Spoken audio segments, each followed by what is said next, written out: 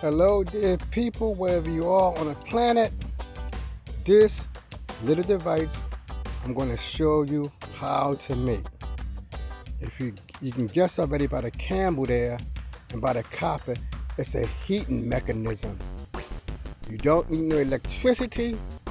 You don't need no solar power. You don't need no wind power. The only power that you basically need is a candle to make it work.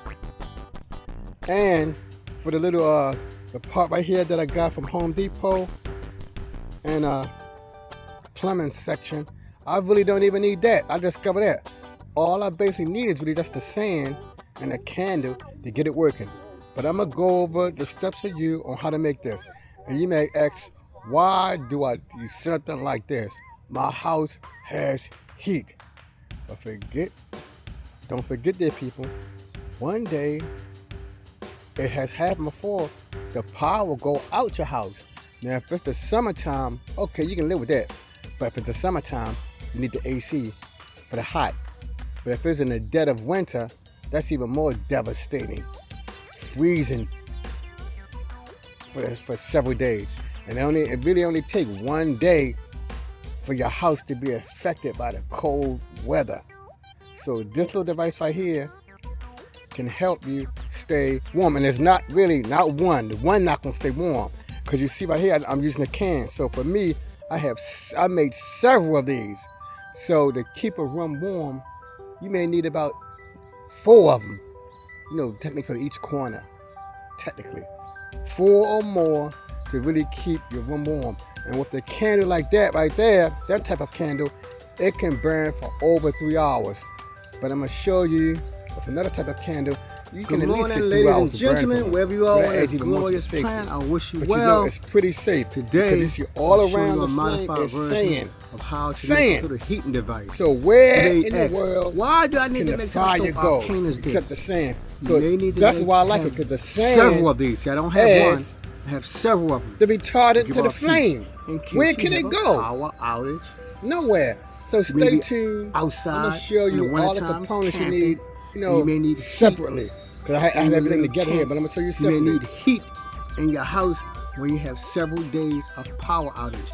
If you live here on the East Coast like I do, we can have a devastating winter. Not always, but we can. You always hear here on the East Coast or even in the Midwest some type of snowstorm event that's going to bring about a foot of snow and that's going to knock out all the power lines. And here, this method is the best method of generating heat. And the reason why, because here's my candle right here to give off the heat, but all around the candle is sand. You can't beat that.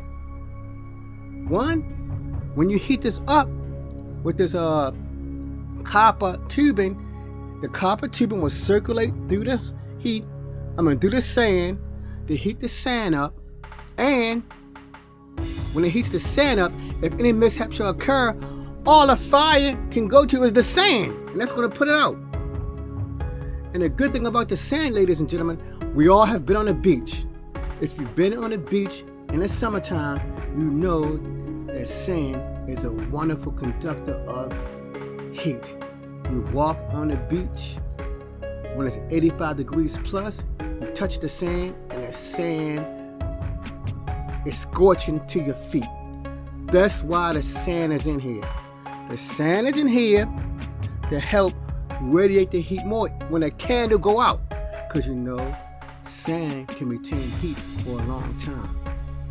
The copper fiber or the copper thing is to help disperse the heat throughout the sand. Because I had this copper thing inside. It's about right here where my finger at. It goes about 10 centimeters deep into this, or about 5 inches deep into that. All I'm going to do is show you the simple tools you need to make this.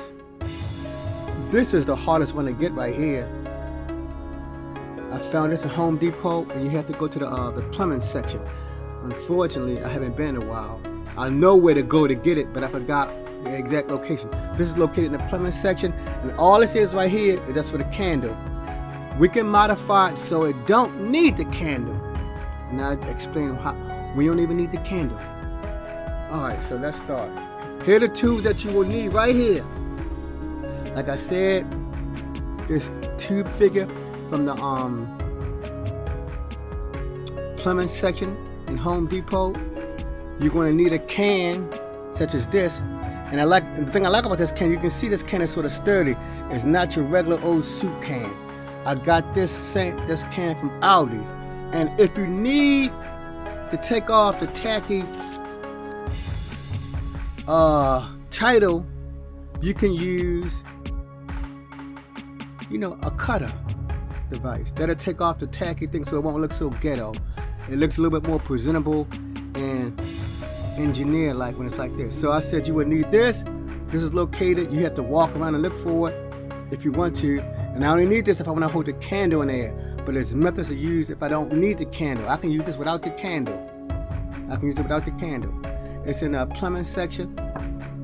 You're going to need some type of carbon tube. I got this off of Amazon. I just typed in copper wire. I got this off of Amazon. You see how it look. There's not much to it. I got this from the same plumbing section in Home Depot. And you see how thick it is. And it's more sturdy. See? It's a thicker material. You see how thick it is? It's thick and sturdy.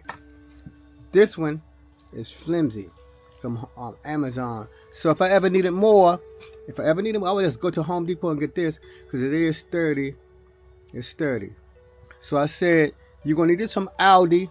You just go to the can section of Aldi. You find this. You can use any can you want to, but I just like this Aldi can because it's thick. So you need the can from Aldi, the copper wire, and this device right here. I forgot what it's called, but it's in our plumbing section. And if you don't want to use this tube right here, you don't want to use this, you can fill a whole thing up with sand and set this on top of the sand. And I know, good people, this thing burned for at least 3 hours because I've tested it. I've used it in my bathroom. I don't use the candle anymore. I just take this right here and I set it right on top of this and let it burn. I don't even use the candle. So I could take this out, but since it's there, I just left it there. And just put my candle down, make the adjustment to the copper wire, and let it rip. So, and this add more safety. If you don't want your candle to be burning for like 5 or 6 hours, 10 hours, use this little thing from Home Depot. I got this from, the Dollar Tree, and they cheap. They less than $2.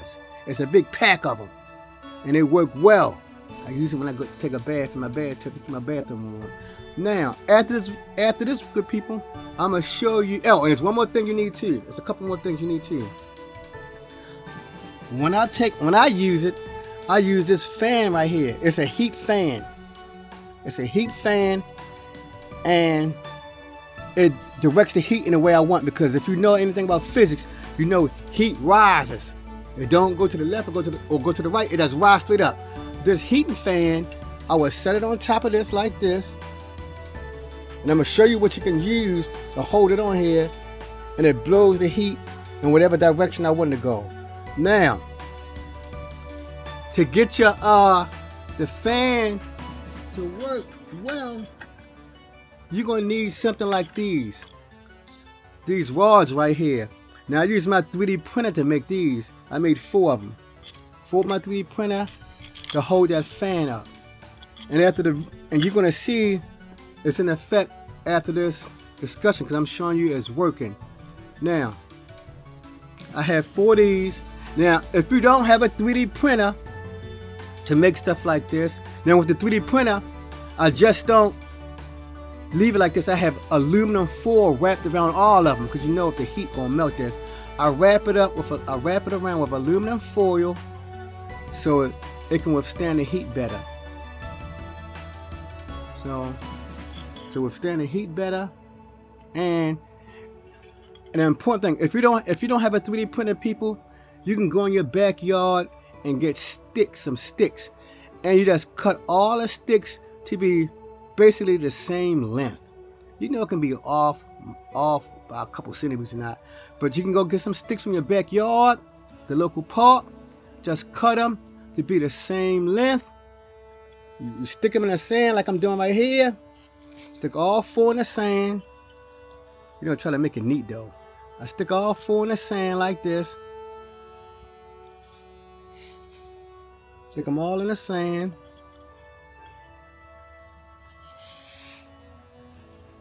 Stick them all in the sand, just like this. Then you take your heater. I said it gotta be the same height. You gotta push them in there, push them in there. And you see, I didn't have to do a lot of work to get my fan to be there. So I'm saying after the video, you're gonna see this thing actually doing its job and working.